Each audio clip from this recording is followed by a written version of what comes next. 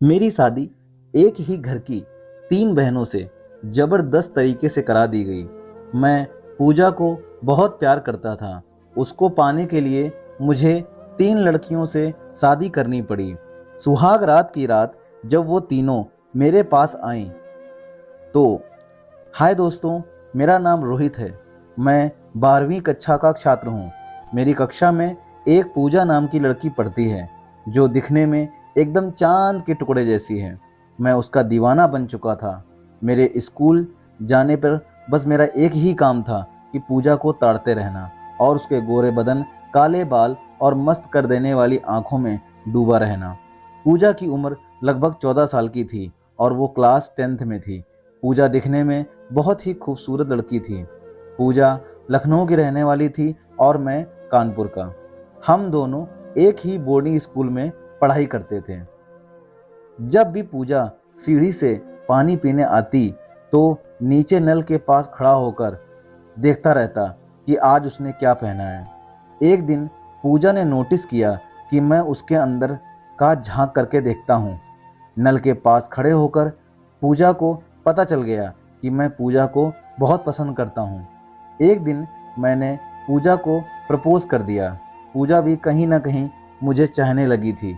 पूजा ने मेरा प्रस्ताव स्वीकार कर लिया और हम दोनों का प्रेम कहानी की शुरुआत हो गई। हम दोनों स्कूल के गार्डन में मिलने लगे और एक दूसरे को खूब प्यार करने लगे। धीरे धीरे इस बात को 5 साल हो गए। अब मैं 19 साल का और वो 17 साल की हो चुकी थी। मैंने पूजा से कहा कि अब हमें शादी कर लेनी चाहिए। पूजा ने कहा कि ठीक है, मैं पापा मम्मी से इस बारे में बात करूंगी। मेरी खुशी का तो ठिकाना ही नहीं था। पूजा, जिसे मैं बेहद प्यार किया करता था, वह कुछ दिनों में पूरी तरह से मेरी होने वाली थी। पूजा ने जब ये बात अपने पिता सुंदरलाल से की, तो उसके पिता ने कहा, तुम्हारे घर की परंपरा पता है ना? पूजा ने अपने पापा से पूछा, पापा हमारे घर की कैसी परंपरा? सुंदरलाल ने कहा कि बेटी, हमारे घर की परंपरा है कि जिस घर में तुम्हारी शादी होगी, उसी लड़के से तुम्हारी बाकी 2 बहनों की भी शादी होगी। जब पूजा ने ये बात बताई तो मेरी हालत खराब हो गई। मैंने पूजा से कहा कि तुम्हारा प्यार मैं किसी और को बांट नहीं सकता, शेयर नहीं कर सकता। मेरी आंखों में आंसू थे और पूजा मेरी बाहों में चिपकी हुई थी। दरअसल सुंदरलाल के यहाँ एक बाबा आया था जब सुंदरलाल की शादी नहीं हुई थी, और वो बाबा उसको बोला कि तुम वहाँ शादी करना जहाँ 3 लड़कियाँ हों। अगर तुमने 3 से शादी नहीं की तो शादी की सुहाग रात के दिन तुम्हारी मौत हो जाएगी। सुंदरलाल बहुत अमीर परिवार से था। जब उसने खोजना चालू किया तो सुंदरलाल को एक घर ऐसा मिल ही गया जहाँ पर 3 लड़कियाँ थीं, और सुंदरलाल ने उन तीनों से शादी कर ली। आज के दिन सुंदरलाल की 3 बेटियां, मालती, सुमन और पूजा, और तीनों बेटियों की 3 माँ, मतलब कि तीनों माँ से एक एक बेटी थी। इसलिए सुंदरलाल की भी 3 शादियां हुई थीं। जहाँ भी उसकी बेटी की शादी होगी, एक ही लड़के से सबकी शादी होगी। अब मेरे पास कोई रास्ता नहीं बचा था। ना चाहते हुए भी मुझे पूजा की बहनों के साथ शादी करनी पड़ी। आज मेरी सुहाग रात आ गई थी, पर मैं इस ख्याल में डूबा हुआ था कि 3 लड़कियों के साथ सुहाग रात कैसे मनाऊं। जैसे ही मालती, जिसकी उम्र 26, सुमन, जिसकी उम्र 24, और पूजा, जिसकी उम्र 20 साल की हो चुकी थी, मेरे कमरे में आई, तो उन्हें देखकर मेरी हालत खराब हो गई। वो रात सुहाग रात नहीं, खौफ की रात थी। पूजा के अलावा सुमन और मालती मानो भूखी बैठी थीं। पूरी रात उन तीनों ने मुझे नहीं छोड़ा और मेरी हालत खराब कर डाली। सुबह जब सोकर उठा तो बहुत थक गया था। मैंने मालती, सुमन और पूजा तीनों को बुलाया और कहा कि तुम तीनों को मैं अलग अलग दिन प्यार करूंगा। जिसका भी टर्न आएगा वो उस दिन लाल साड़ी पहन के तैयार रहेगी। मुझे अच्छा लगा कि मेरी बात तीनों ने मान ली थी, नहीं तो मेरा क्या हाल हो गया, ये सोचकर भी मेरी रूह कांप जा रही थी। मेरे ससुर सुंदरलाल बहुत अमीर थे, पर वो अमीर कैसे बने ये कोई नहीं जानता था। ससुर जी ने मुझे 3 लड़कियां तो दी ही, बल्कि एक आलीशान बंगला भी दिया और कहा कि मेरी तीनों बेटियों को इसी बंगले में रखना। मेरी भी एक अच्छी खासी नौकरी लग गई थी। अब मेरा रोज का काम हो गया था। दिन भर ऑफिस का काम करके जब भी घर पे जाता तो आराम करने को बिल्कुल नहीं मिलता, क्योंकि कोई ना कोई सुहागरात मनाने को तैयार रहती। पूजा से प्यार करना मुझे बहुत अच्छा लगता था, क्योंकि पूजा को कुछ भी नहीं मालूम था सुहागरात के बारे में। जो भी मैं उसके साथ करता बस वो मुझे सपोर्ट कर देती। पूजा के साथ सुहागरात मनाने में मुझे कोई थकावट नहीं होती थी, पर जब मालती और सुमन की बारी आती तो वो दोनों भूखे भेड़िए की तरह मुझ पर टूट पड़ती और अगले दिन ऑफिस जाने में मुझे बहुत परेशानी होती थी, बहुत थकावट होती थी और मैं धीरे धीरे अपने आप को कमज़ोर महसूस करने लगा। डॉक्टर के पास जब गया तो उसने सारी बात मुझसे पूछ ली और मैंने उसको अपनी सारी बातें बता दी।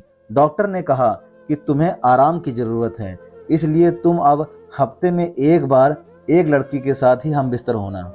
मैं घर वापस आया और ये सारी बातें तीनों लड़कियों को बता दी। पूजा तो आराम से मान गई, क्योंकि वो मुझे बेइंतहा प्यार करती थी, पर मालती और सुमन का मुंह उतर गया था। अब मैं धीरे धीरे ठीक होने लगा था और हमारा तीनों से मैचिंग हो गया था, वो भी अच्छे से। अब कोई परेशानी नहीं हो रही थी। एक दिन मैंने देखा कि पूजा कुछ उदास उदास सी थी।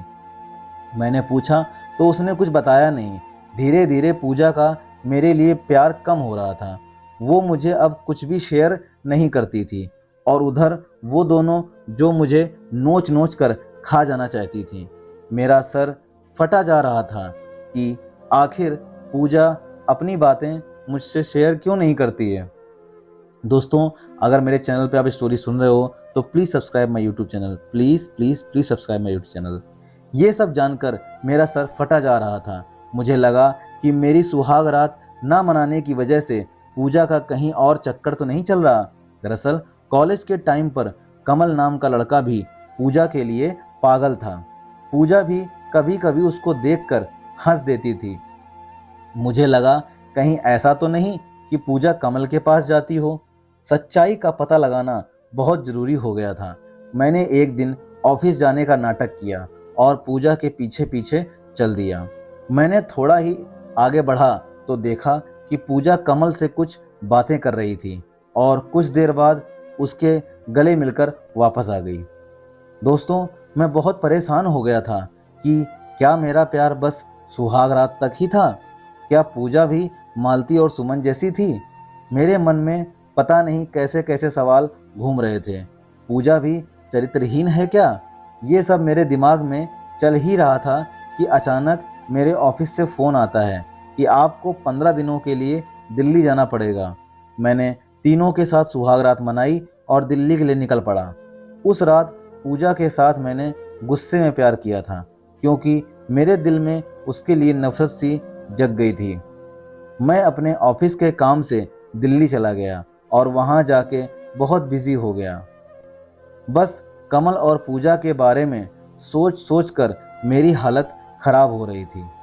दोस्तों, मैं वहाँ से जब भी पूजा से बात करता तो रूठ कर ही करता, क्योंकि मेरे मन में कहीं ना कहीं ये था कि वो दोनों पक्का आपस में गार्डन में ना कहीं जाकर मिलते जरूर होंगे। पूजा भी अब मुझसे बहुत कुछ छिपाने लगी थी, पर मेरी बाकी दोनों पत्नी मालती और सुमन बेफिक्र होकर रहती, जैसे मानो उन्हें मेरी कोई चिंता ही ना हो। दोस्तों, मैंने अपनी ज़िंदगी से बहुत तंग आ चुका था। जिसे प्यार किया वो भी मुझे ढंग से मिल नहीं पाया और साथ में मुफ्त में ये दोनों और। एक दिन जब मैं वापस लौटा तो देखा घर पर कोई नहीं था। मालती, सुमन और पूजा तीनों गायब थे। काफ़ी देर बाद पूजा, मालती और सुमन उसी घर से निकले। मैंने पूछा, कहाँ थे तुम तीनों? तो उन्होंने कुछ नहीं कहा, बस कैसे हो पूछकर अपने अपने कमरे में चली गईं। दोस्तों, please subscribe my YouTube channel. Pooja की तबीयत कुछ खास अच्छी नहीं लग रही थी। मेरे दिमाग में तो बस यही बैठा था कि पक्का कमल पूजा को खूब प्यार करता है, जिसकी वजह से पूजा कमज़ोर होती जा रही है। मैं पूजा से नफरत सी करने लगा था। एक दिन जब मैं ऑफिस से घर आया तो देखा कि पूजा की तबीयत कुछ ज़्यादा ही खराब हो गई थी। ना चाहते हुए भी मेरे प्यार की वजह से मैं उसके पास गया और उसका हाल चाल जानना चाहा। पूजा ने कुछ भी नहीं बताया, बस इतना कहा कि सब ठीक हो जाएगा, बस तुम अपना ख्याल रखो, मैं तुमसे बहुत प्यार करती हूँ। पूजा के मुंह से प्यार की बात सुनकर मुझे गुस्सा आने लगा कि देखो, यहाँ मुझसे प्यार की बातें कर रही है और वहाँ कमल के साथ गुल खिला रही है। पूजा को उसके हालात पर छोड़कर वहां से मैं चला गया। मालती और सुमन मुझे बिस्तर पर खूब मजा दे रहे थे। मेरी पूरी थकान निकाल देते थे वो दोनों, जैसे कि कोई एक्सपर्ट हों। ऐसे ही दिन निकलते गए और मेरा पूजा के प्रति दिन पर दिन प्यार कम होने लगा और मैंने उसकी तरफ देखना भी बंद कर दिया था। एक दिन अचानक से पता चला कि पूजा की मौत हो गई है और उसको हॉस्पिटल लेके जा रहे हैं। मैं बहुत घबरा गया कि आखिर मेरा प्यार ही थी पूजा। जब हॉस्पिटल गया तो वहाँ पूजा नहीं बल्कि पूजा का मृत शरीर ही था और कुछ भी नहीं था वहाँ पर। दोस्तों, मैं जोर जोर से रोने लगा और कसम खाई कि पूजा के कातिल को, जो कि कमल है, उसको फांसी की सजा दिलाकर रहूंगा।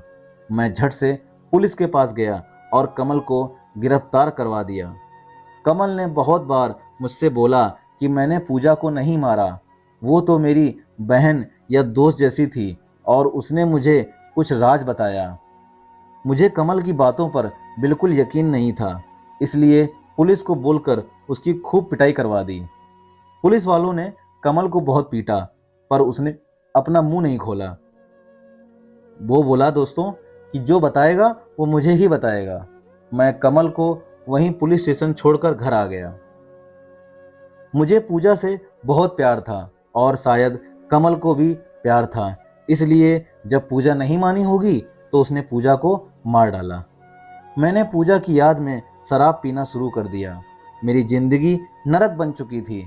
एक दिन अचानक मुझे कमरे के बाहर कुछ आवाज़ें सुनाई दी। बाहर जाके देखा तो मेरे होश उड़ गए। मेरी आंखों के सामने मेरी दोनों पत्नियां मालती और सुमन अपने साथ एक एक आदमी को लेकर खड़ी थी। दोस्तों, मैंने पूछा ये सब क्या है, तो उन्होंने कुछ नहीं कहा और वहां से चली गईं। मैं इतना ज़्यादा नशे में था कि मुझे कुछ समझ में नहीं आ रहा था। जैसे ही मेरा नशा उतरा, मैं दोनों को वहां पर ढूंढने लगा। पूरा घर ढूंढ मारा, पूरा घर देख लिया, पर वो दोनों मुझे घर के किसी भी कोने में या किसी भी जगह पर नहीं मिले। अब मेरा सिर चकरा सा रहा था कि आखिर वो दोनों तो अभी मेरे सामने ही खड़े थे और उन दोनों आदमियों को लेकर वो दोनों गई तो कहाँ गई। मुझे कुछ शंका सी हुई तो मैं कमल के पास गया और उससे सच जानने की कोशिश की। कमल पहले तो बहुत घबरा रहा था, बोल रहा था कि अगर सच बताएगा तो वो भी मारा जाएगा। मैंने बोला, तू टेंशन मत ले, मुझे बस सच सच बता दे। पूजा की मौत मुझसे बर्दाश्त नहीं हो रही थी। कमल ने जो बताया उसे सुनकर मेरे होश उड़ गए। कमल ने कहा कि पूजा मेरे पास आती थी एक बहन बनकर और अपने दिल की बात करने आती थी। वो मुझसे बोलती थी कि रोहित से, यानी कि मुझसे, बहुत प्यार करती हैं और मुझे धोखा नहीं देना चाहती। पूजा कहती थी कि अगर रोहित को बताऊंगी तो वो लोग मुझे मार डालेंगे। मैंने कई बार उससे जानने की बहुत कोशिश की तो पता चला कोई पूजा को बहुत मारता है और उसे जबरदस्ती बाहर वाले लोगों से संबंध बनाने के लिए बोलता है। जब मैंने उसको बोला कि बताओ कौन है वो लोग, तो डर के मारे कांप सी जाती और बोलती अगर मैं बताऊंगी तो वो लोग मुझे और रोहित को मार डालेंगे।